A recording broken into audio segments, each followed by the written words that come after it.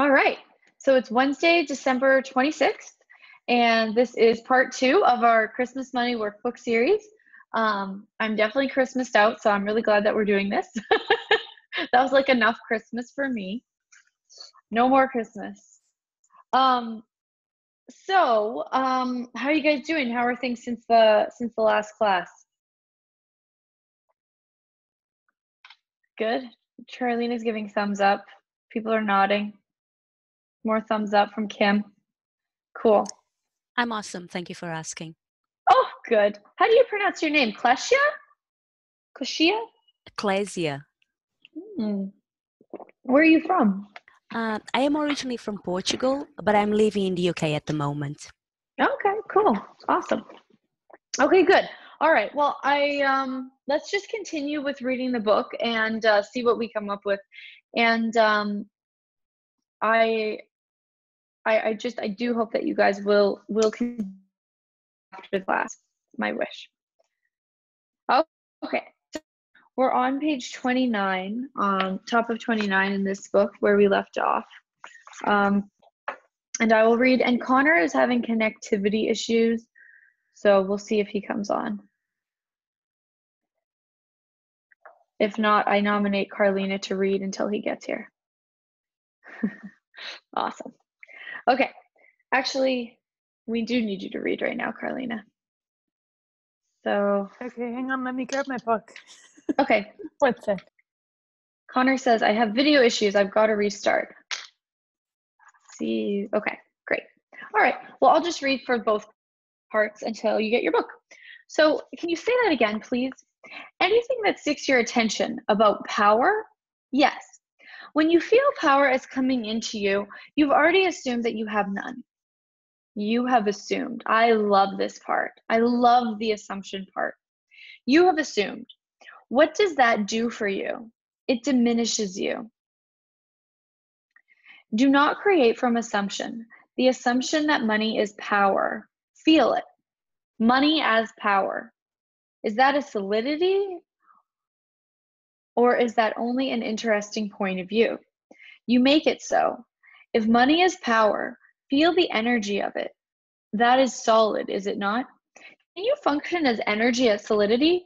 No, because that's the place from which you make the box that you live in, and that is where you are all trapped right now. And the idea that money is power. Your next answer? Okay, so this is a really, really important part of the book because we're talking about assumption. And I was talking last class about how anything that you have as an assumed point of view, you can't actually have a clear creation filled with possibilities from there. It has to be a limitation because you are not limited. We're on page 29, Carlina. You are not limited. You are not limited. And if you start from that place, from believing that you're limited, it's not going to work. Okay, we need to do some clearings. Everybody's energy is like all over the place. This is not working. So let's get back into our lives. Let's get out of Christmas. Let's once again be alive and be ourselves.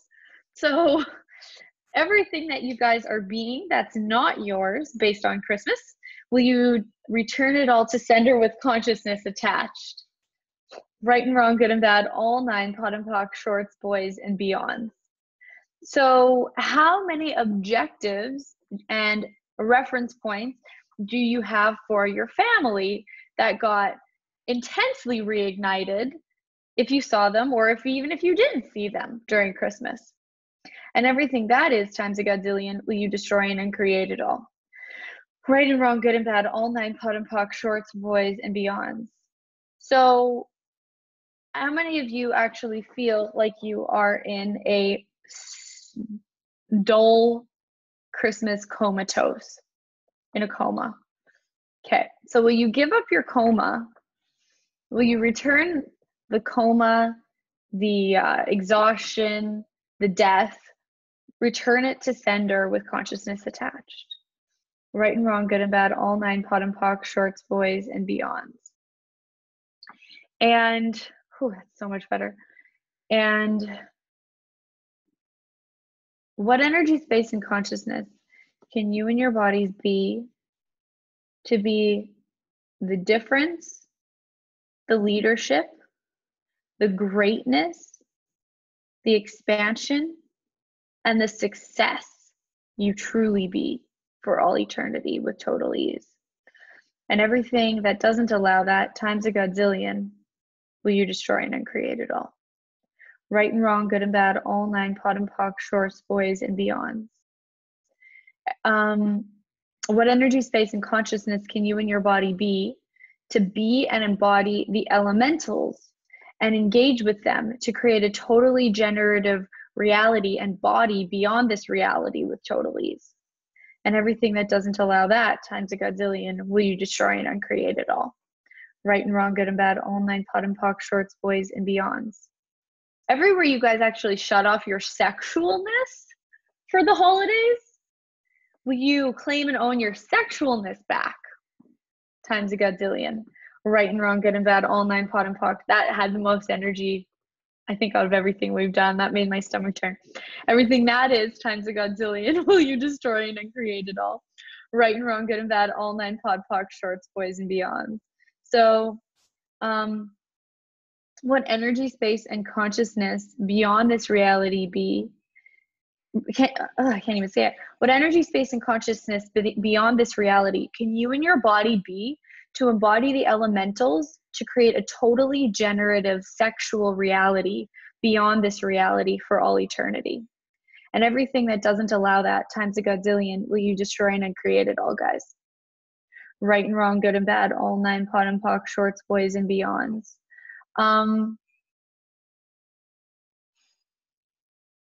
Everything that doesn't allow you to increase your healing from sexual healing to healing via possibility, will you destroy and uncreate that? How many of you guys went into like major family healing and like it's like bled you dry? And everything that is times a godzillion, will you destroy and uncreate it all? Right and wrong, good and bad, all nine, pod, pock, shorts, boys, and beyonds. Could you say that last ESC clearing again, Julia? I'll try. I think it's this one. What energy, space, and consciousness beyond this reality can you and your body be to embody the elementals to create a totally generative sexual reality beyond this reality for all eternity? And everything that is times a godzillion, will you destroy and uncreate it all? Right and wrong, good and bad, all nine, pot and pock, shorts, boys, and beyonds. All right. And the symbiotic relationships. Symbiotic relationships, when you, oh, my headphones are dying. Symbiotic relationships are when you actually have, like, in nature, the, I forget what the names of the actual animals are, but there's like the warthog or something in the jungle. Bird. Yeah, tell me, Connor, what are they called? It's a rhino and a bird. A rhino and a bird, thank you. And the bird sits on the rhino and like picks the gnats and bugs off of the rhino, and it feeds the bird, and the rhino protects the bird. So they actually work together. So when we have these symbiotic relationships, like we talk about these in a very positive light in science or in this reality, but what actually it tends to happen with symbiotic relationships is that they become a place where you don't have choice anymore.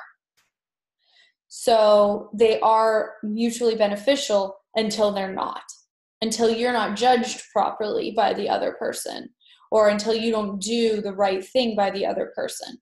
So all of the symbiotic relationships that get created by family, will you destroy and uncreate all of that times a godzillion? Right and wrong, good and bad, all nine, pot and pock, shorts, boys, and beyonds. Bye, thank you. All of the symbiotic relationships that get created with sex, will you destroy and uncreate them all times a godzillion? Right and wrong, good and bad, all nine, pot, pock, shorts, boys, and beyonds. And what actually would be beyond symbiotic relationships? And are you guys willing to have that? Everything that doesn't allow you to perceive, know, be, and receive that, will you destroy and uncreate it all? Right and wrong, good and bad, all night, POD shorts, boys and beyonds. I feel more like this is a class to resuscitate dead people than to create the money workbook. Oh, well, I'm glad I can provide this public service to all dead post-Christmas humanoids. Cool. And any of you who actually are aware of this and chose for yourselves and didn't do this, good on you. Because I'm not saying everybody did it, but most of you probably did. And everywhere that you guys are resisting and reacting to it, will you destroy and uncreate it all times a godzillion? Right and wrong, good and bad, all 9 POD POC shorts, boys and beyonds. That is very funny. Does anybody have any questions? All right.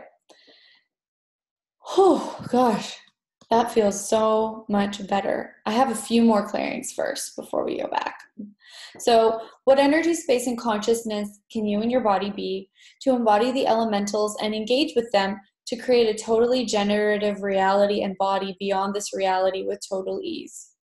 And everything that doesn't allow that times a godzillion, will you destroy and uncreate it all? Right and wrong, good and bad, all 9 POD and POC shorts, boys and beyonds. What jails are you using to create the dominance of E = MC squared as your symbiotic relationships? That's the rhino and the bird.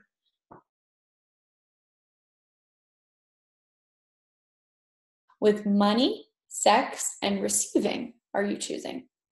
And everything that is times a godzillion, will you destroy and uncreate it all? Right, wrong, good, bad, all 9 POD POC shorts, boys and beyonds. What energy, space, and consciousness can you and your body be to embody the elementals, to create a totally generative body and physiological reality beyond this reality for all eternity? And everything that doesn't allow that times a godzillion, will you destroy and uncreate it all?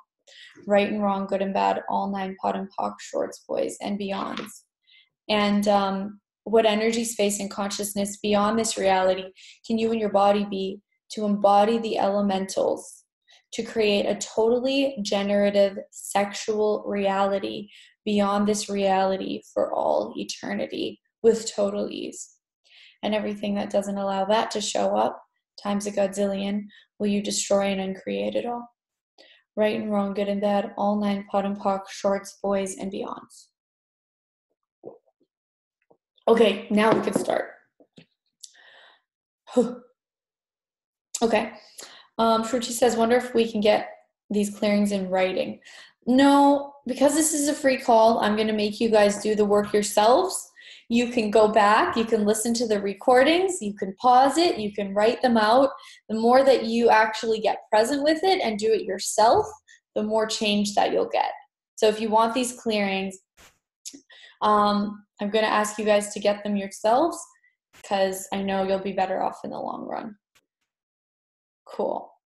Carlene says, that's awesome. Cool. Awesome. All right. So, all right. So Connor's here. So sorry, Carlina, that was a false alarm. Thanks for getting your book. Awesome. So, so Connor, we're on the top of page 29.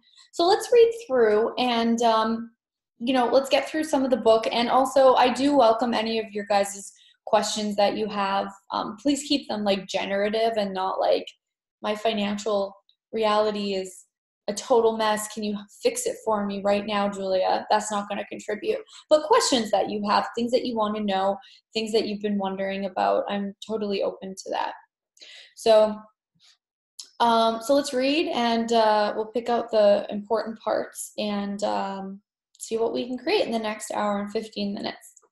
So, so we were talking about the assumptions, and we talked about that quite a bit last class, and it's just like, you guys have to look and be like, what am I assuming? Like, before I go to create something, where am I starting from? Like, are you powerless? What if you never, ever had to give yourself up for anything or anyone ever again? And what did we, when I was working with you, Connor, the other day, what did we say about, you had actually asked me a question like, what if you never assumed anybody was greater than you ever again? I think was what you had asked me. And that was great. But like really guys, like what if you, and this may take you years to get, but start here. It's like, what if you never assumed that anybody else was ever greater than you ever again? Because nobody is. Nobody is actually greater than you. There is no access facilitator. There is no person. There is nobody who is greater than you. You're the only person who can lead your life, and you're the only person whose validation you actually, the person whose non-judgment you actually need. So it's like, what would it be like if you could actually give up assuming that anybody was more valuable than you? And that is, I mean, there's so many assumptions, but that is one of the bigger assumptions lately. Because there were so many people that I idolized, you know, so many access facilitators, celebrities, and that's all how we invoke demons. Every single person that you think knows something that you don't know is a way that you bring demons into your life. Okay? And it's really cool because Gary said, he's like, you guys, he was saying to a class, you talk and talk and talk, and you don't think about what you're saying. You just talk and talk, and it shows up as your life not being the way that you desire it to be. Like when you actually say things and you aren't present with what you're saying, you're just talking on autopilot, or you're just responding or reacting or just doing the normal life situations. That's how you destroy your future. And so Gary was like, you guys just talk and talk and talk and talk, and you're not having the lives that you want to have. He's like, I don't do that. He's like, I don't just talk and talk and talk. He's like, I know what I'm saying when I'm saying it. And if I'm not present with what I'm saying, I'm not talking. So it's like, what are you saying that is destroying your future? Like, we just say things on autopilot. We make conversation. We fill space. We judge. We say, I don't know. All of that is invoking demons. Okay. And if I may add something to that with what Julie is saying, when you're present with everything that you're saying, next thing you know, words come out of your mouth that you didn't even know existed. Oh. And you're like, and then you look at the energy and you're like, okay, the energy matches, but I've never even heard that word in my entire life. And then you look it up in the dictionary and you're like, oh, that's perfect. That's exactly what I'm doing here. Yeah, that's awesome. Yeah, and it's like, it is, because you're not going, oh, I don't know this, I'm not aware, I'm not smart. It's like, and when you don't go there, your life is a miracle. Because I actually realized that in that call, Julia, that we did that you posted. Yeah. We did a call a couple years ago, and I said the word disillusioned, and I was like, is that even a real fucking word? I think I just made that up. And then we looked it up, and it was like on point with whatever it was we were talking about. So it was neat. Yeah, that's awesome. Well, let's put that call, Teresa, if you could put that call in the follow-up email. It was like a radio show that Connor and I did some years back.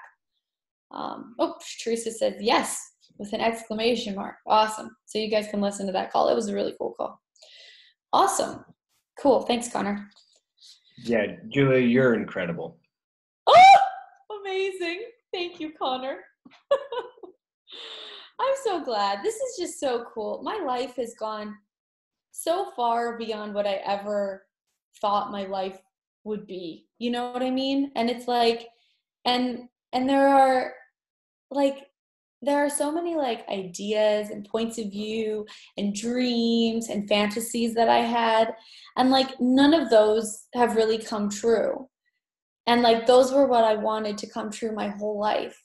But what I have is better than that. And I didn't think that anything would be better than those fantasies, but it's like better. And I didn't ever think that life could be better than all of that. But it's not the things that I imagined it would be. It's like this whole other reality. But that's what Gary says. He's like, your fantasies are a limitation. Everything that you have thought of, it's not going to be the greatest possibility available, because if you think of it, it's in your brain already, and your brain is a calculating system that's going to bring you less than what you are capable of. And so I have spent all this time, and all of us who have been doing Access, it's like we start to retrain ourselves to ask a question or to be something different in situations. And I'm noticing even in the last year, you know, I'm like, when I hurt myself, instead of being like, oh God, I hurt myself, like I instantly just put my hand on my finger and run MTVSS and it changes. Or like if I go, I don't know, it's like I instantly go, oh my God, I can't believe I just said I don't know. Like I just invoked demons. So I revoke that and return it to sender. But it's like if you keep doing this, you'll stop being at the effect of things, and just naturally you'll start to go into action in every situation rather than into reaction. And it might take some time, and that's okay. But it's like, but yeah, thank you so much, Connor. That I'm just so grateful for you. And it's just like, it's like there's just so much available for all of us. We have so much possible and so much available, and we just have to be willing to be fucking different and to keep going with these tools. All you have to do is keep going with these tools, and you just go day after day, and things change. And it's like, then you fuck up and you like do something totally unconscious and you judge yourself, and then you just get back on your horse and you do it again.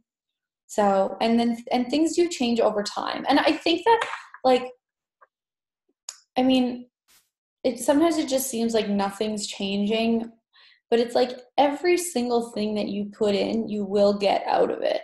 Whatever you do to create your life, you will reap the rewards. But there are clearing statements, you know, that I have ran 7 years ago. And then I'm like, you know, 7 years later, I go, wow. And you just get that sense, that awareness, that like that clearing statement that I ran 7 years ago, I'm reaping the rewards of that right now. Like I have ease in this area because of what I did then. Okay. So don't get discouraged, you know, with this money workbook. This is my 47th time reading this book. And like, it's like, I hear things different every time. And it's almost like it's a new book every time. And I'm like, well, I didn't realize that I assumed that I was powerless. Like, do I start like the majority of what I do from this place of assuming that I'm powerless? Yep, I do. Okay, so now I have the awareness. I can change it. And it might not change tomorrow, but it's like, you just have to keep going and keep choosing, and like your life and your future just changes. It's like whatever works for you, and there's no right or wrong. It's like whatever fucking makes you happy in your life. If it makes you happy, unless maybe it's like ecstasy or cocaine, if it makes you happy, it's probably a good thing. So like, what makes you happy, and like what makes your life worth living? And you gotta ask that. Nobody is ever fucking going to give this to you. And I've posted on, sorry, this is a Julia rant right now, but I posted on Facebook recently, like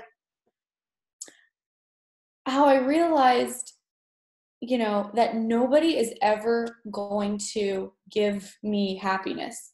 Like there's nobody who's ever going to come into my life who's going to like hold my hand and like ask me to be the difference of me, to ask me to be the leader, to ask me to be happy. Nobody's ever going to come into my life and tell me that. There will be people who will facilitate me. There will be people who are going to be there for me. I have amazing people who surround me in my life who are there for me and don't judge me. But that's those are not the people who are going to be the engine of my ship. The only person who can be the engine of your ship is you. And it's like, I realized that I could live a mediocre life. Like I could live the rest of my life and be normal and live a normal life and hate it and be totally mediocre, and nobody would notice. Less people would have their lives change, but nobody would like come in and be like, Julia, you've got to do this. You know, you have to be happy. You're worth it. You're amazing. Like nobody can really do that for you. And when people do that for you and you're not willing to receive it, you like whack them out of the way. Like you're like, whatever, like it just, you have to destroy it and throw it down. The only person who actually can do this for you is you. And I realize like, if I don't use these tools, I'm not going to, like, if I don't actually keep choosing for me, like things will fail. And that was really hard for me because I was like really a like live in the fairies kind of person. Like there's a clearing. Let me find this clearing. This is a funny clearing. Let me find it. It'll take me a second, but it's worth it. Hold on. I think I know where it is. Oh, here it is. I found it. How many of you, this is from the 7-day, how many of you have the objective of always having everything turn out okay, no matter how badly you choose? So everything that is times a godzillion will you destroy and uncreate it all. Right and wrong, good and bad, all 9, pot and pock, shorts, boys, and beyonds. How many of you have the objective of having everything turn out okay, no matter how badly you choose? And everything that is times a godzillion, right and wrong, good and bad, all 9, pot, pock, shorts, boys, and beyond.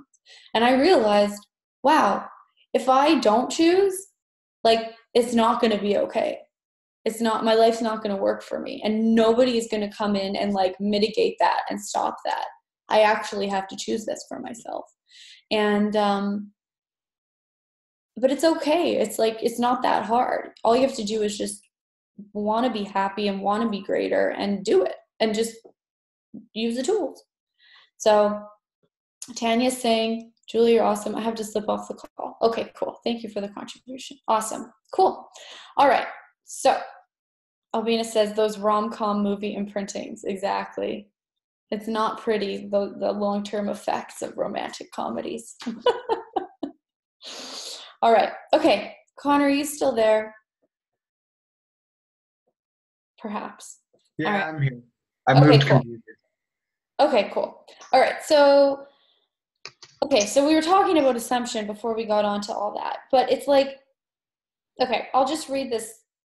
I'm going to read this again because you guys will hear it differently now that we've talked about this. So when you feel power, top of page 29, for like the 4th line, when you feel power as coming into you, you have already assumed that you have none. Okay, so if you're trying to bring power from some outside place to come into you, that's not going to work because you've already started from an incorrect place. You can't bring power in. You already are it. Okay? And this is why religion is so dangerous, because it's like, that's the idea that there is power outside of you. Okay? There is no power outside of you. You are the power. There's nothing in the universe that's more powerful than you. Except for your white knight when he comes inside of you. Oh, Connor, indeed. Oh. Well, Then you really become powerful or pregnant. I said, then you really become powerful or pregnant. Exactly. Someday my prince will come, and then I'll be barefoot, pregnant, and in the kitchen for the rest of my life. Wondering how we got here. That's awesome. All right. So when you feel power is coming into you, you have already assumed that you have none. You have assumed. What does that do for you? It diminishes you. Do not create from assumption. So now look at the assumption that money is power. Okay, that doesn't work because money is not power. You're power. Anywhere that I ever went, oh, I want to go get money because it's going to help me get this thing, like get something, buy something, go to an access class, go on a trip, do something with my business. Every time I went, oh, I want money so I can get that thing, it didn't work. But every time I went, oh, I would like that thing, what would I have to be? It just showed up. So take the money out of the equation. Like I see Gary doing this all the time. If he wants something and he doesn't have the money, if he wants something and he doesn't have the money, he goes, okay, so what would I have to be to have that? Not how much money would I have to have. Okay? Take the money out of the equation, because when you put the money in the equation, you're putting the power on the money. And you are money. You are the creative engine. Okay? Money just greases the engine. Okay, so money as power, that is a solidity, or is that only an interesting point of view? You make it so. If money is power, feel the energy of it. That is solid, is it not? And anything that's solid, that can't work. So just notice things in your life.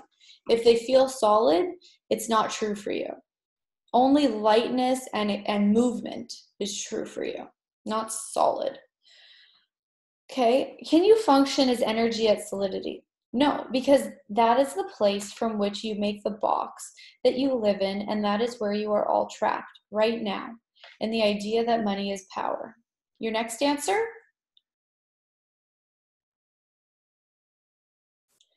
My next answer was mobility. Mobility? Yes. Yes. Sorry about that. That's okay. Money allows you to move. Yes. Yes. Really, you have no money, but you managed to get from Pennsylvania to New York. Well, if you put it that way, Did you? yes. And how much energy did you get here that has changed you? Oh, a lot more than it took me to get here. Is that what you mean? Yeah, it's an interesting point of view, is it not? So which way are you flowing? More out or more in? Oh, from that point of view, more in. Okay, so does that make sense, guys? Like this person chose to create. They chose to go from Pennsylvania to New York to have something that they desired to have, or because they knew something would be possible if they went from Pennsylvania to New York. And then when they got to New York, they had more awareness, more possible. They went to this class. So it's like it actually created more in their world, more than the cost of the ticket. So they have a expansion, they have a profit. Okay? So we only look at profit in terms of dollars. We don't look at profit in terms of energy. Okay? And we all have, I just bought a book, I haven't started it yet. It's called How to Be Rich, and it's a series of articles by J. Paul Getty, the famous oil tycoon.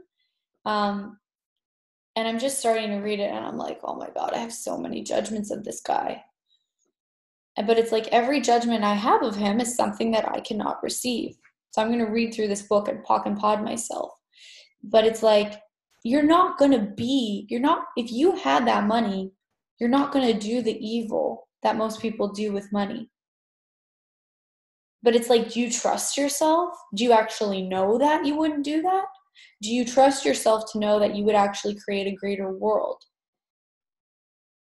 Like, do you trust yourself to have $1 billion and the capacity to move, manage, and create with $1 billion? Because you have to build the capacity to manage that first, and then the money will come. But if you aren't educated, aware, and you don't trust that you will create a greater world with that money, money's not going to be your friend. It's not going to come into your life. Okay? All right, so where were we? Okay, so Right, but you see, you always think that you are diminishing yourself because you get energy. But you do not see money as energy also that can come in, can come in. You allow energy with great joy, do you not? Yes. Great gusto, Yes. glory as it were. Now feel that glory of the energy that you have experienced the last couple of days. You feel that? Yes. So now turn all of that glory into money. Whew, what a whirlwind that would be, hey? That was a good laugh. That was staged. For those of you who aren't reading in the book, it says that he's supposed to laugh. So how come you do not allow yourself to be that in your life the rest of the time? Because you're not willing to let yourself receive. And how many of you suck at receiving? So everything that is times a godzillion, will you destroy and uncreate it all? Right or wrong, good and bad, all nine pot and pock, shorts, boys, and beyonds. Because the assumption is that you need. What does need feel like? It does not feel good. Feels like a solidity, eh? That's the lid. I feel like this Rasputin is Canadian because he said, that is the lid on your box. Need. That is one of the dirtiest words in your language. Throw it away. Take it right now. Write it down on a piece of paper on a separate sheet. Write need. Rip it out of your book and rip it up. Now you have to put the pieces in your pocket, otherwise D will have a problem. Okay, so let's do that, you guys. Write down need and let's rip it up.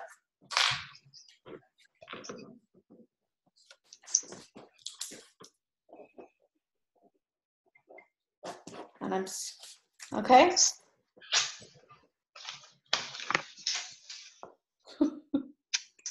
All right, here we go.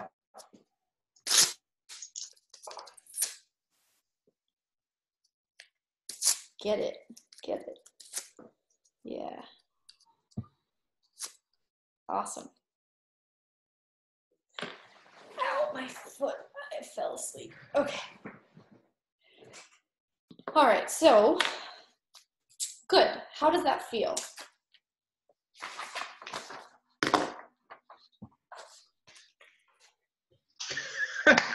Sorry. Okay. Good. Okay, cool. Feels great, hey? Yes. All right. So every time you use the word need, you write it down and tear it up until it's erased from your vocabulary. And that actually works. It's not just telling you to do that. May I ask you a question? Yes, there are questions. Yes, just about, I thought earlier that you were explaining the words power, energy, and awareness were interchangeable. Not quite.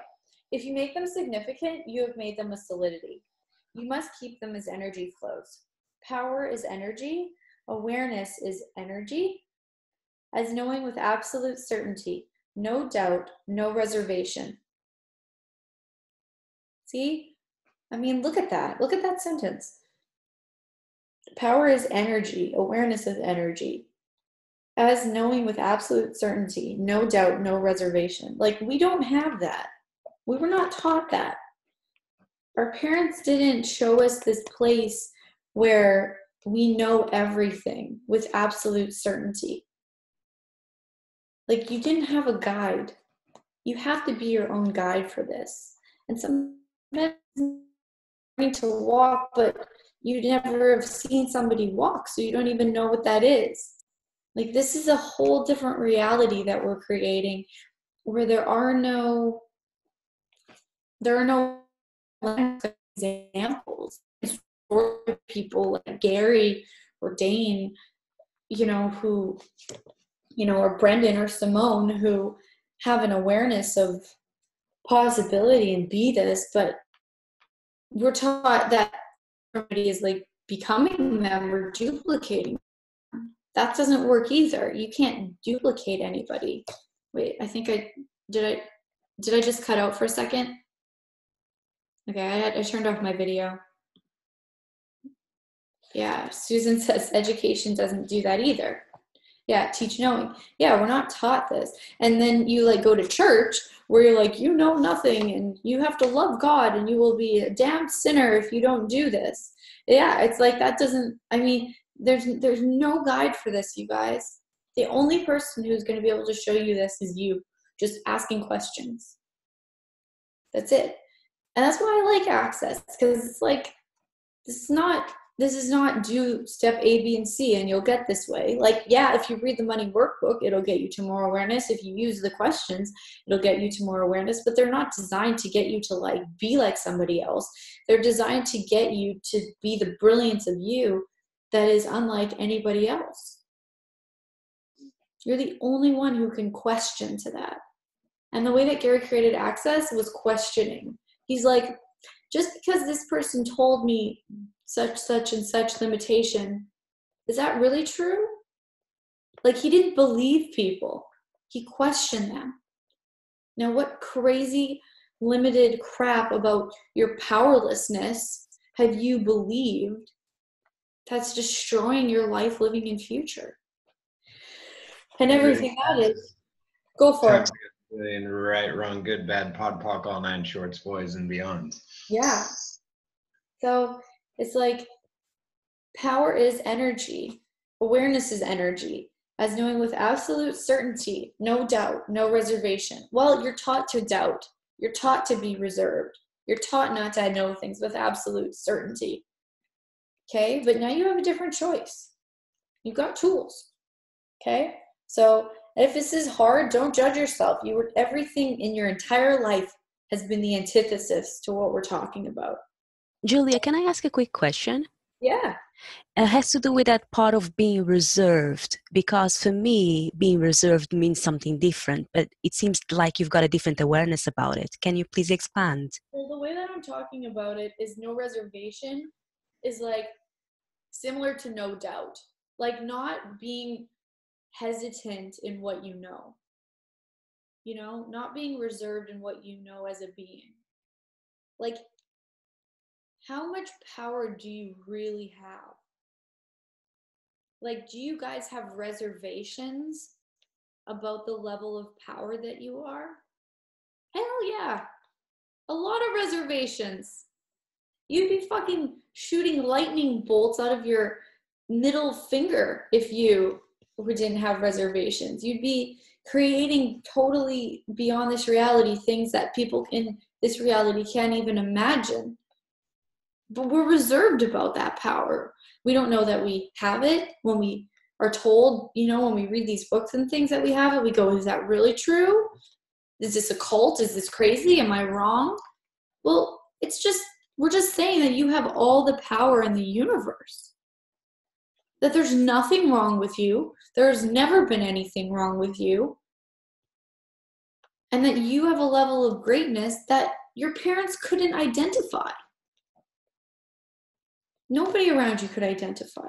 We live in a disempowered sludge of stupidity, and we are these amazing unicorns, and we have reservations about that. You know, we have doubts about that. There's no reason to doubt that, but other than the fact that you were gaslit your whole life to believe that you were this small thing. Everything. It's come from you from every single direction. The church has told you, your parents have told you, your teachers have told you, you know, the media has told you, everybody, your brothers and sisters, everybody has told you that this is the way that it is. And if you have one person or a few people saying this is not the way it is, but you still have a billion other voices telling you that you are not what you are. So it's like you have to not let anybody stop you, and you have to trust your own awareness. And nobody can do that for you. Okay? Cool. Yeah, and Naomi says, we've been trained not to trust our knowing. And back to what I said earlier, do you trust yourself with that power? Yeah. Do you have reservations about what you would do with $1 billion? Because if you do, clear those reservations and you'll be able to handle it with ease. Okay? Awesome. Thank you. Yeah, you're welcome. Okay, so if you think I'm going to have $1 million next week, and inside your head a little voice goes, you want to make a bet? Or one that says, how are you going to do that? Or, oh my God, I can't believe I made that kind of commitment. You have already counter-intended yourself to the point where it cannot occur in the time sequence you have created for it, which is the issue of control. If you say, I wish to have $1 million in the bank, and you know you are going to do that, and you do not put time in there because you have the control to monitor your thought processes, and each time you have a thought that is counter-intention to it, you think, oh, interesting point of view, and you erase it, it can happen very much quicker. Each time you have a thought that you don't erase, you lengthen the time period until it cannot exist. So these thoughts that we're erasing are everything we've been told is real and true. Okay? So, interesting point of view gets rid of all these lies. Because what I've seen most people do to try to get rid of the lies that they were fed is to resist and react to the lies, to have a revolution, to make the oppressors wrong. Well, they're not wrong. They're just, their parents didn't help them to be empowered either. Nobody's wrong in any of this, but it is an interesting point of view. And when it is an interesting point of view, you suck the energy out of the limitation. Well, you don't really suck it. You totally dissipate it. It's gone. Resisting and reacting is feeding the limitation. Allowance is removing the limitation, dissipating it, deleting it, destroying it, uncreating it. Okay? Sorry. Can I have a question? You can have a question. Yes. Hi. Hi. Happy Christmas. Happy Christmas. So, a couple of weeks ago, I found money. Now, it was not a big amount of money, but it was in a weird situation because I didn't know whom does it belong. Right. And I thought it over that we have so many judgments about wrong and right money. So if I hadn't worked for it, then maybe it's not right money. So, and maybe if it's, for example, lost, or if you won the lottery, so what is right and what is wrong money? So, for example, of course, what is coming from, I don't know, maybe from sex and drugs, it's wrong money, like we judge. But is there any difference what we have to make? So how to think about money if it doesn't come in a certain ways we know that it can come? Well, I mean, it's just an interesting point of view. I mean, interesting point of view. You have that point of view. I mean, if I found a whole bunch of money, I would probably try to find out whose it was and give it back. I wouldn't just take it. But after that, if I couldn't find them, I would be like, all right, how can I use this to create a greater world? Yeah. You know? And it's just an interesting point of view. It's like, what difference does it make where money comes from? It's just energy. So if you do have points of view about good money, bad money, black money, blood money, interesting point of view, I have this point of view. Interesting point of view, I have this point of view. Because every time you have an interesting point of view rather than a fixed point of view, you dissipate what creates blood money. You dissipate what creates black money. You dissipate what creates the hate and the anti-consciousness and the abuse of money. Yeah. Okay. Help? Yeah. Yeah. Thank you. Good. Thank you. Awesome. You're welcome. Nice to see you, Aniko. Nice to see you. Awesome. Okay. So,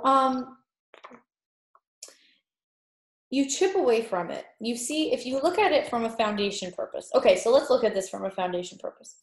So here's our little foundation. This is our golf tee. Let's say that you have this golf tee. All right. And the point is here, you're going to put your idea for $1 million on top of the point. Here's my idea for $1 million. every time you say something, you think something negative about what you have decided to create, you chip away the foundation until it tips over and falls away. So here's my golf tee. This is my idea. This is my golf tee. And every point of view goes like this. It chips away part of my finger so that my golf tee becomes so weak that it has to break, and there goes my idea for $1 million. Okay, so that's what each point of view does. It destroys the foundation of what you're creating. All right, so, and then it no longer exists. And then you build it again and you decide it again.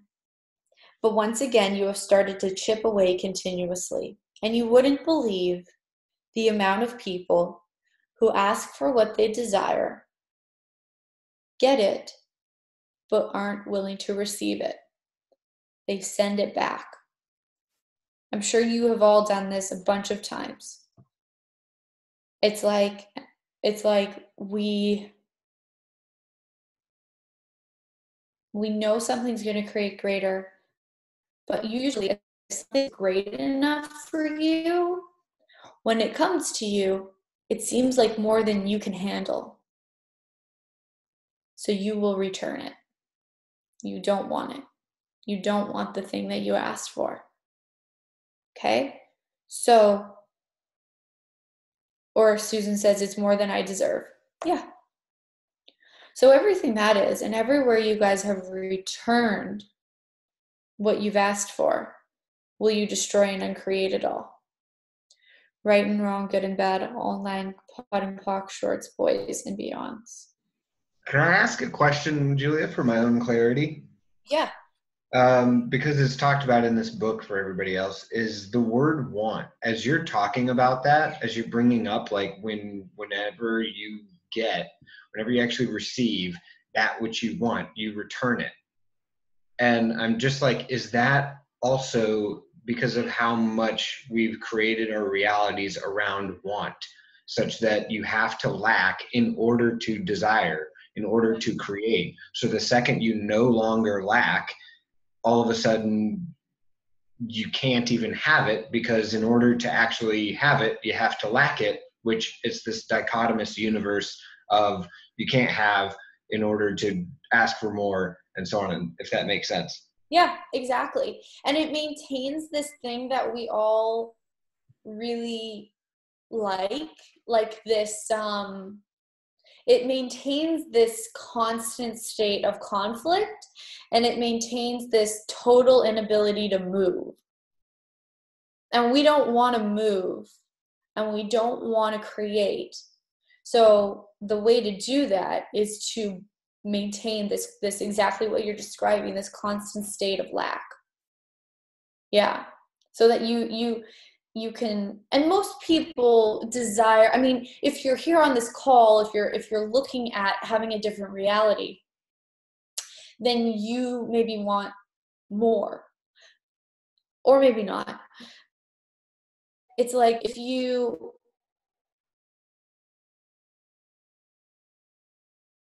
I mean, there's only, I don't know, maybe 800 or so people are going to listen to this call.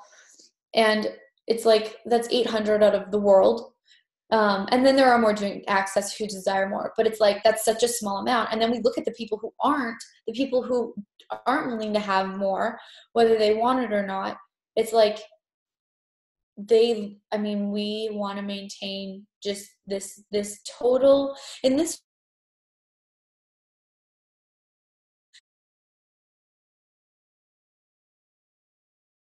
thing is terribly wrong if you're not having more, rather than that. I think I cut out again. But in this reality, I just shut off my video.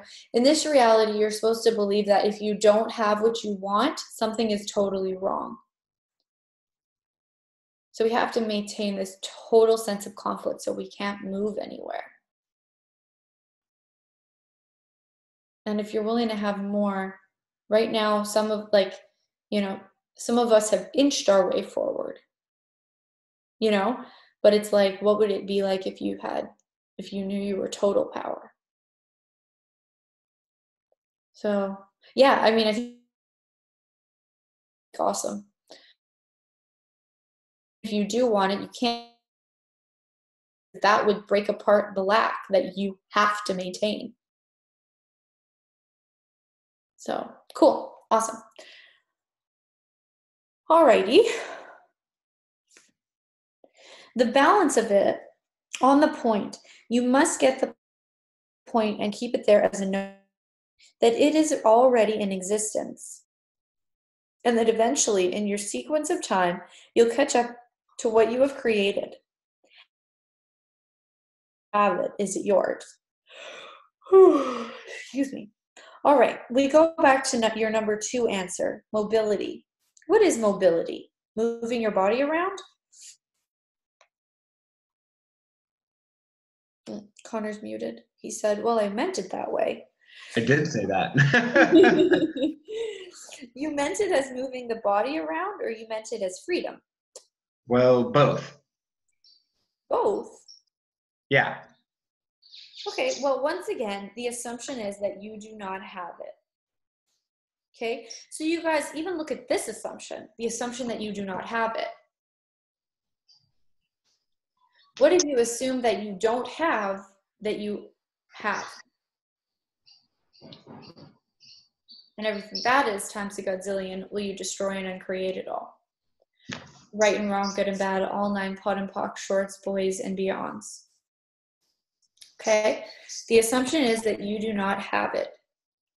Notice it is your assumptions, which are the negative points of view, that do not allow you to receive what you desire in life. If you say, I need or desire freedom, you have automatically created the point of view that you have no freedom. That is neither power, nor awareness, nor control, nor creativity. You created it, and you have made it a reality from which you are functioning. Okay? Consciousness, I think everybody's starting to look at me a little fried. All right, consciousness is the process by which you will create, not by assumption. Not function there. Time to write a poem of our own. All right. See, even now, and don't make it wrong, but like look at where parts of you, like where you want to shut off, where you're not willing to have more. You know, and it's like, what if, oh my gosh, am I cutting out? Am I cutting out? Okay. But look at like where you're not willing to have more, where you do shut down. It's not wrong. It's just what you're willing to have now. And it's like, what would it take for you to increase it? Okay, cool. All right. Now, all right. Now your third answer. The third one? Oh, well, growth. Oh, you have not grown in the last 20 years? Well, growth. I had this idea that I need to travel to. What did you say? I would like to be able to travel. What did you say? I said I would like to. Oh, I said I need. Yes. Write it down and tear it up. You better make smaller pieces of paper. Yeah, I guess so. Yeah, I would like to be able to travel around, and when I hear about exciting workshops where I can learn something. Cool. All right, let's do it, guys. Let's stop and let's write it down.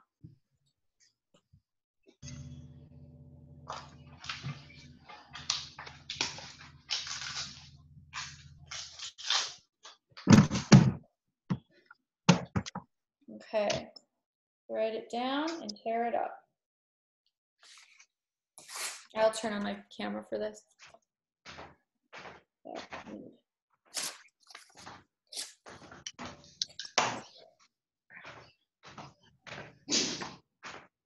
All right, so yes, write it down, tear it up. Okay, Connor said this. So interesting point of view. Now, what's the automatic point of view?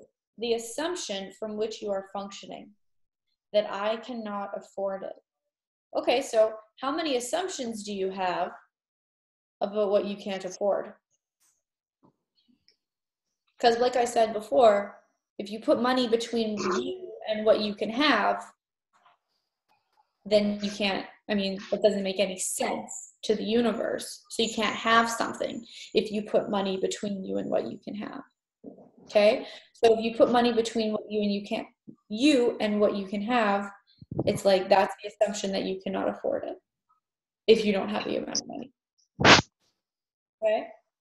So everything you have assumed that you cannot afford because you've decided that money is the creative engine of your life rather than you, will you destroy and uncreate that times a godzillion?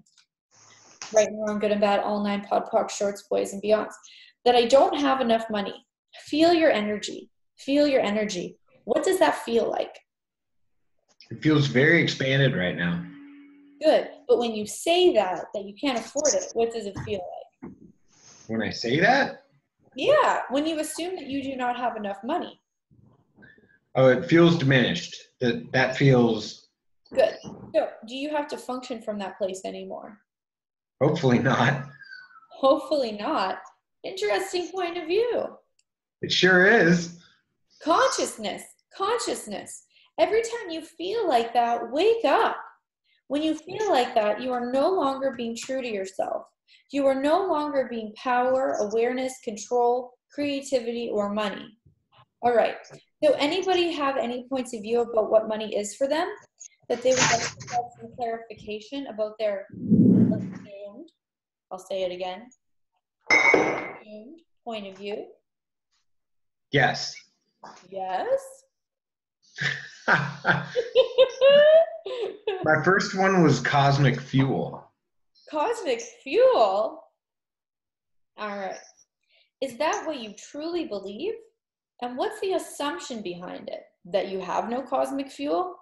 The assumption behind is you have no cosmic fuel. That you are not connected to the cosmos and that you are not awareness. Now that's a metaphysical way of putting it, but it's basically saying, do you have the assumption that you are not oneness with everything to the point where you are so much of everything, you are everything, so you can rearrange everything to fit what you desire? Okay?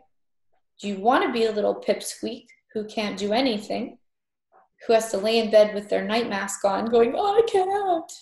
Or do you want to know that you are everything and that you can rearrange everything? Okay, get that, guys?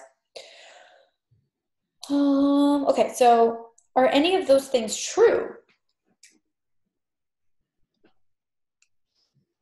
No. No, they're not. So do not function from the assumption. Function from the reality. You have cosmic fuel. Plenty, abundance. Yeah, like that. Okay, so he's asking you to get the awareness that you are cosmic fuel. Wow, and everywhere you decided that if you guys were everything that we're talking about here today, that your body would burn up and something terrible would happen because it would be too much sensory awareness, too much perceiving, as though that would be possible for you. Everywhere you were implanted and explanted to believe that, will you destroy and uncreate it all? Right and wrong, good and bad, all 9, pod, poc, shorts, boys, and beyonds. Okay. Okay. Yes, like that. You got it? You have another point of view you wish to ask? Yes, I had a cushion for survival. Oh, interesting point of view. We would guess there are about 6 or 7 others who might have that similar point of view.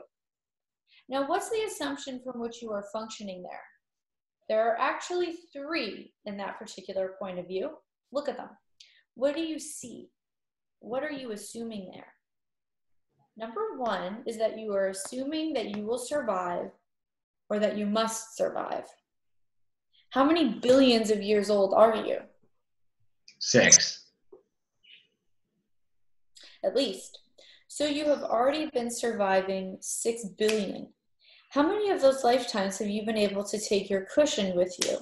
Ha ha ha ha. What? All of them. You've taken your cushion of money with you on all those lifetimes. The cushion of survival? Yes. Yes. And when you speak of survival, you are talking about your body. You are assuming that you are a body and that only with money can it survive. Stop breathing and breathe energy into your solar plexus. Okay, so try to do, or don't try, do this, you guys.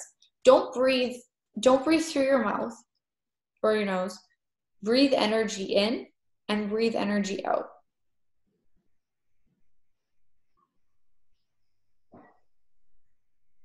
And notice that if you have trouble with it, like for some of you, exhaling energy might be hard because you're like trying to hold in energy as though that's going to do something good for you. Okay? So breathe it in and breathe it out. And practice it if it's not something that's easy for you. Make a little note on your desk. Practice breathing energy in and breathing energy out. Okay, so stop breathing and breathe energy into your solar plexus. Do not suck in a big bunch of air to do it. Notice that you can take in 3 or 4 breaths of energy before you feel you have to breathe and your body feels energized. Yeah, like that. Now you can breathe. Breathe in energy as you breathe in air. That is how you become energy and money. You breathe in energy with, oops, I shut off my thing. Breathe in energy with every breath you take. You breathe in money with every breath you take. There's no difference between you and money. All right? You get that now? Does that explain it? Do I get that? You understand now how one is functioning and what you have as an assumption there. Yeah. All right. Do you need that anymore? No. Good. So what can you do with it? Change it. You can change all those things. Take away the assumption and create a new point of view as power, as energy, as control, as creativity, as money. What new point of view would you have to have? That I'm power, that I'm energy. Exactly so. And you are you not? And you have always been. What an interesting point of view. All right, so the next question. Who would wish to volunteer for that? You said there were 3 assumptions with his cushion. Yep, We only got 1, didn't we? you got 2. 2? Must survive? I will survive. I must survive. I cannot survive. Okay. And what is the third one? Think about it. I am unwilling to survive. The unspoken point of view. And what a good, mysterious, mind-blowing place to end the chapter. That was Rasputin being like, mic drop. Mic drop. Boom. Out. That is really cool. Really where you have to go from. What are you? I love it. Somebody's flushing the toilet. Thanks, Julie. She's like mute. Cool. So it's like, yeah. And how many of you are unwilling? What are you unwilling to be? What are you unwilling to do? It's all about willingness. But what we do is we go, oh, I'm unwilling to be that or do that. I'm wrong. No, you're highly gaslit. You're not wrong. Okay. All right. Chapter 2. What does money mean to you? Rasputin says, read the second question, please, and the answers. What does money mean to you? What's your first answer? Security. Security. How is money security? If you have it, you are secure in your present and your future. Interesting point of view. Is it true? Is it real? If you have your money in the bank and it goes belly up, are you secure? if you have your money in a house and it burns down on the day you forgot to make the insurance payment, do you have security? No. There's only one security. That's awesome. I actually, I've been watching, I think we talked about this last call, about watching Hoarders Anonymous or Hoarding Birdie Alive. We talked about that? Yeah. And security and hoarding are very similar energies, or maybe one and the same or whatever. But it's like we try to we stop energy and we hoard it as a way of having security rather than being the exuberant. I mean, look at the definition of glory, the exuberant expression and abundance of living. You can't hold on to anything in that. So when we are trying to have security, we're trying to hold on to something. You're a hoarder. You're a hoarder of energy. Okay? And it actualizes in different physical ways. But like there really is no such thing as security. And when you're letting go of your security and you are asking for more space, sometimes it can feel, I swear, weirder than anything else, because it's like these solid things that you've energetically placed in your universe are going away. And you assume that something must be wrong because there's space where there was this solid limitation before.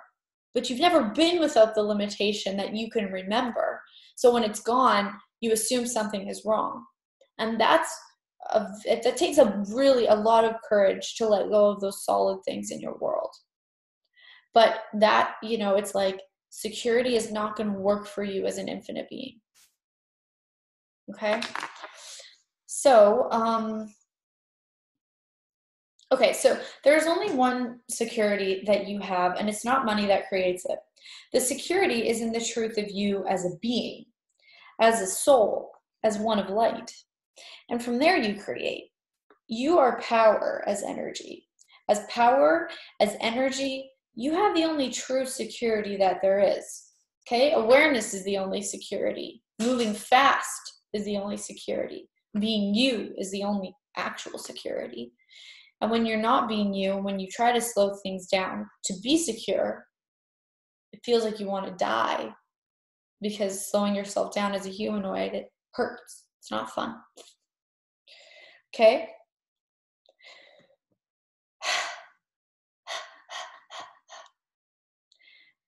If you lived in California, you would know there's no security, because under your feet everything moves.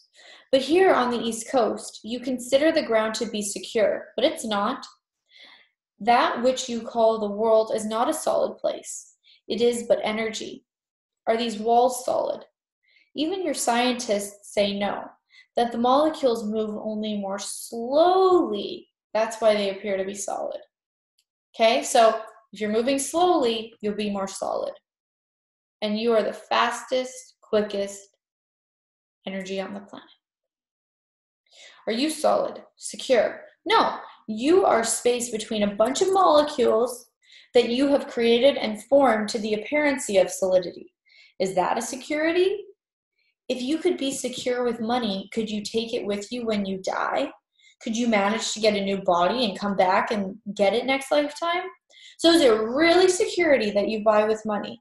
Does it really mean security? Or is that only a point of view that you have taken on, that you have bought from another as to how you create your life? You're muted, Connor. So what you're telling me is that if I think money, I can create it? Yeah, not if you think it, but if you be it. How do I become money? Well, isn't that a big question? First of all, that's what we're all here for. First of all, you must have the vision of your life.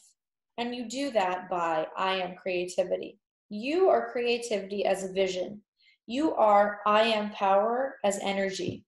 You are I am awareness as knowing exactly that the world will be as you see it. And you are I am control.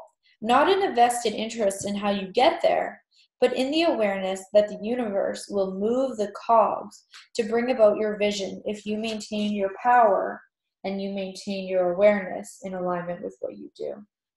Then if you have those 4 elements in place, you can become I am money. And you can say these. You can say I am power, I am awareness, I am control, I am creativity, I am money. And use them every morning and every night until you become money. And they really will work, you guys. You just got to do it. And until you become creativity, until you become awareness, until you become control, until you become power. That's how you become money, the I am of being it. Because it is that. That is how you create yourself now. You see, if you're creating yourself from the point of view of, I am getting security by getting money, what is that? It is a time sequence, a futurity, yes? Right. So you can never achieve it. Do you always have to be in the present? Yes. I am puts you always in the present. So what other point of view do you have about money, what it means for you? Well, security was my main, because the other two would be home and future. But if I had security, my home would be secure and my future would be secure. So it is really on.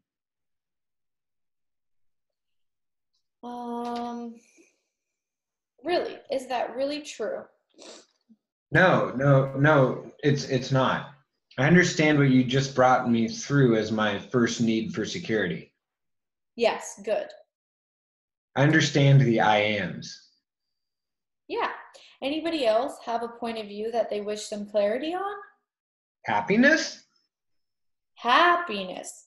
Money buys you happiness, eh? I think so. Really? Do you have money in your pocket? Not much. Are you happy? Uh-huh. So money didn't buy you that, did it? No. That's right. You create happiness. You create the joy in your life, not money. Money doesn't buy happiness. But if you have the point of view that money does buy happiness, and if you do not have money, how can you have happiness? And the judgment that comes in after that is, I don't have enough money to be happy. And even when you get more, you still don't have enough money to be happy. You get the point? How do you feel about it? I'm always happy even though I don't have any money. But knowing I have someone to pay on Thursday, knowing I do not have any money tends to put me in a worse mood. Oh, there we go. Now we are getting into it. Time. How do you create money? With a job, by working. That's an interesting point of view. You mean you can only receive by working? That is what I've experienced. So which point of view came first? The idea that you had to work. Hey, you guys know the joke? Why did the chicken cross the road? Like, I just got this. Why did the chicken cross the road? To get to the other side. But it was like, I just thought he was going over to the other side of the road. But he's not just going to the other side of the road. It's a pun, or sort of. It's like he's going to get hit by a car to get to the other side, like heaven. Like he's dead now, so he's going to go to the other side. I totally just thought it was like he was just going to the other side of the road until like last week. So my mind just what? Wait. Enlighten me. I've never gone there either, Jules. This is new to me. Thank you. What? See, Connor doesn't see nobody. Okay, what was your question, Connor? What? Okay, so listen. Oh. Yeah, okay. no, I'm like, what are you talking about? I thought you're telling me that the joke, why did the chicken cross the road, has nothing to do with the chicken crossing the road. No, it does. But it's not, I just thought like he was getting to the other side. And I'm just like, my whole life, I'm like, I just don't get that joke. Like I don't, right. It's like he's going to the other side of the road. Like, where's the joke? That's not funny that a chicken is going to the other side of the road. Why do I want to make a joke about that? But it's like, no, the chicken, he's like, okay, he's crossing the road, but it's like a busy street and he's going to get hit by a car.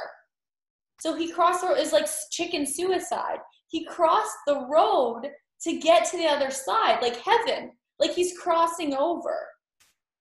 Does that make sense? Kind of. He still doesn't. But when I missed our last read because I was too busy highlighting "you are, I am awareness" as knowing exactly that the world will be as you see it. So if you see the joke that way, you go. I still don't. I mean, I'm like that sounds quite Christian. I live in Australia now. We don't do religion. Not I necessarily don't do crossing to other sides. Not necessarily like chicken heaven. It's just like he's going to die, so he's going to go to the other side. But like, what if he actually crosses the road? Well, he's going to get hit. But what if he doesn't get hit? Oh, well, then the joke. I never imagined that the road had cars on it. It was just a road. So did I. Like, there was no cars at all. So, like, he was in no danger, and he just went to the other side of the road. But no, the joke, it's like kind of a pun, or not a pun, but it's like he's getting to the other side. Why did the chicken cross the road? To go to the other side, like in death, because he's going to get hit. I like it. I really like it. Never heard it, and I like it. You've never heard that joke ever? No, I've never heard that okay. point of view of it. Yeah, because like the whole other side of a coin that I didn't even know existed. Right? See, okay, so I wasn't the only one. Definitely, you were not the only one. Okay, thank you. Awesome. Oh, and then another one.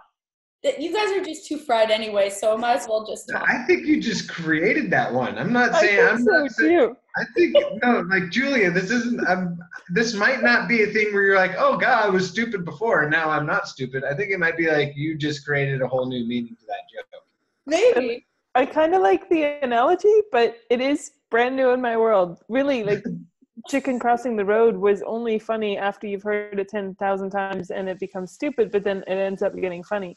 That's what I got out of the joke. Yeah, me too. I was just like it's just so redundant that's why we say it all the time. But, I was thinking you were going more to the 10 seconds of choice. Like he just crossed the road to cross the fucking road. There's no fucking big.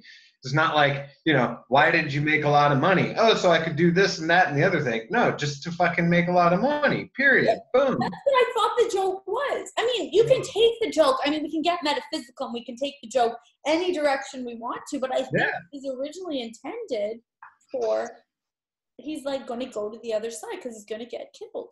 That's what. Right. That's why I have a 15-year-old stepson. He educated. I'm I like it. well educated. He also educated. I think you're actually correct. I agree with you. And also playing tag. Tag stands for touch and go. TAG. Touch and go. Tag. Huh. We're uncovering the mysteries of the universe, folks. We are. This is not just a money workbook thing anymore. You are becoming awareness. And with that awareness, you will control your destiny with the awareness of jokes. Okay, see, Tara doesn't know. She's saying, oh. Okay, let's do, forget it. We're done. Everybody's fried potato. Oh, come on. I had more lines to read. I was so excited. Okay, fine. We'll do 6 more minutes. All right. Okay. So, I don't remember where we were because because it reminded me of this joke. So you received, so which point of view came first? See, where my mind went was, which point of view came first, the chicken or the egg? And then the joke came to my mind, just so you know. The idea that you had to work to get money or the experience? The idea. Right. You have created it, have you not? Yes. So you are responsible for it. You have created your world exactly as your thought pattern is. Yep. And like we said before, what you say also. Don't say something if you don't want it to actualize. Okay? Throw your brains away. They get in the way of you. You think you do not grow rich, you grow limited. Sorry, Napoleon. You get that thought process in the way, and then you are diminished. Napoleon Hill, that was his name, who wrote that dumb book. you have limited yourself on what you are going to achieve and what you are going to get. You have always been able to create happiness, have you not? Yes. It's only the bills that get in the way. Yes? Yes. Yeah, and one of the most awesome acknowledgments that I ever got from Gary was him saying to me, you're basically happy. And I was like, I am? But I'm so depressed. I have problems. I'm so sad. I think I need medication because I'm so depressed all the time. And he's like, you're basically happy. And it's like, what if you're basically happy? And that's it. Anything that's not happiness is somebody else's. Okay? Because what you do is you think you have a vision of money, of what your life will be like, yes. And then I think you already said yes. So get a vision of that now. Thank you. How does that feel? Light or heavy? Light. And when you are in this lightness, do you know that you will pay everything that you owe? Will you say that again? The guy couldn't understand. He was maybe fried. In this lightness, do you know as awareness that you will always pay everything you owe? Yes. You know it. You have absolute awareness and certainty of it. That I have to pay everybody I owe. Oh, this poor person. They're so not getting it. No, not that you have to, but that you will. Yeah, I think I will. They're still not getting it. Interesting point of view. I think I will. If you are thinking that you will pay it, do you have the desire to pay it or do you resist it? I resist it. Yeah, you resist it. Yes, you resist paying. What's the purpose of resisting? I could not tell you. If they could, I would really be surprised at this point. What would be the underlying point of view of not desiring to pay? If you had enough money, would you pay the bill? Yes. So what's the underlying point of view that is unexpressed? That I'm worried about money that I do not want to pay. That you won't have enough, yeah? Yeah. Yeah, it's the unexpressed point of view. It is what you cannot look at that gets you in trouble. Because that is a place you have created from the point of view that there is not enough at all. So you have created that as reality, that there is not enough? Yes. Is this a place you like to function from? I do not understand what you're saying.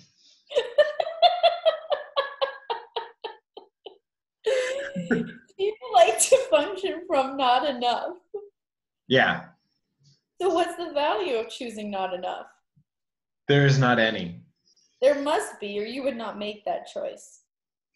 Don't we have that fear? Don't we all have that fear? Yeah, you all have that fear that there will not be enough.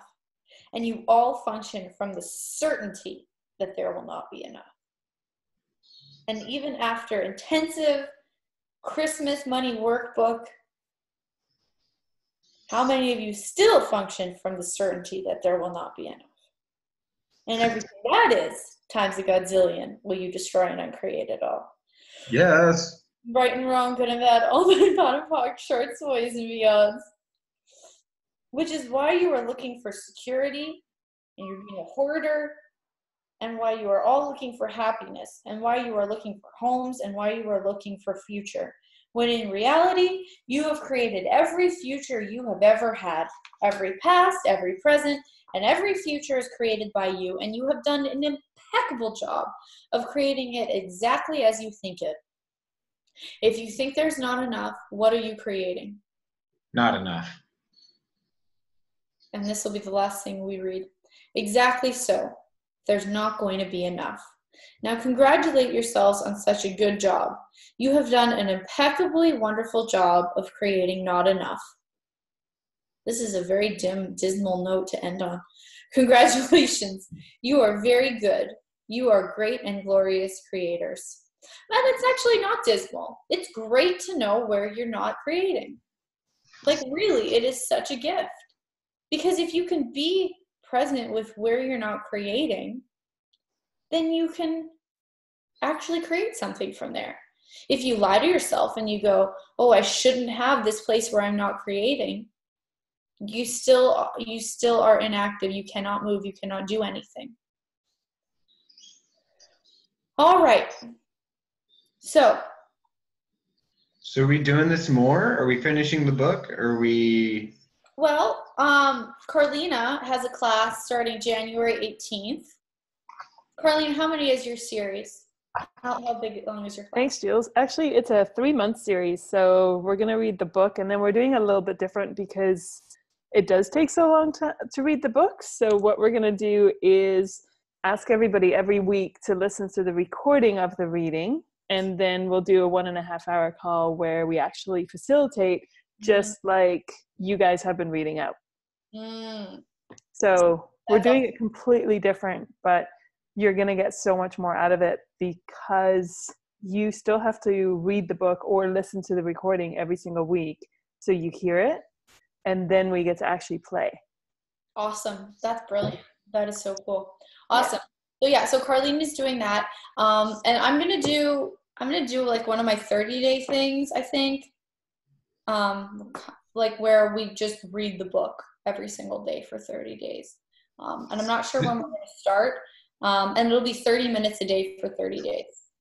That's just a reminder to a lot of people too, is I didn't realize this until recently, but when I got to Australia and I met all these people that have been doing Access for like 20 years, they're like, this book was foundation. Yeah. For a while. That was it. Like you took foundation, it was this book. Literally, yeah. You're not even, at first I thought you were just saying it's like the foundation, but it literally was the foundation class. Yes. Yeah. Yeah. So, and it's fucking awesome. Yeah. And it really does. I mean, it takes, it's like you do have to be present with the book. Like you can't just look at the book on your shelf and receive it through osmosis, as most of us have tried to do. You know, it's like you have to read the words. And when I first started, I read through so fast because I was like, I'm going to read this 100 times. And I wasn't getting it in the same way that like I'm reading it slowly now. I'm paying attention to every word. I'm paying attention to every sentence. It's like I would like to become this book. And you'll hear it different every time, but really it is just a choice. And some of you will choose it and some of you will not choose it, and you'll wonder why your life isn't working. Well, it's because you're not actually putting in the work. So, you know, and there, you know, we're here to guide you. You know, there's classes and things you can do, and you know, get a partner, read, be with the book. So awesome. Okay, well, thank you, Connor, for reading. Thank you so much, Julia, for having me. Yeah, it was really fun. And thank you guys all so much for doing this with me. This was really fun. And I think that we all needed a little pre and post Christmas resuscitation, even regardless of the workbook. So that was really cool. And, you know, what is possible beyond this reality? What is possible beyond your points of view about money? And if you were being the generative energy that you truly be, what would your life be like? Like, what can you generate? Okay? So everything that doesn't allow you to generate, everything you're capable of. Right and wrong, good and bad, all 9 POD and POC, shorts, boys, and beyonds. All right, folks. Love you lots, and we'll see you next time. Bye-bye. Thanks, Julia. Thanks, Connor. Bye, guys. Bye.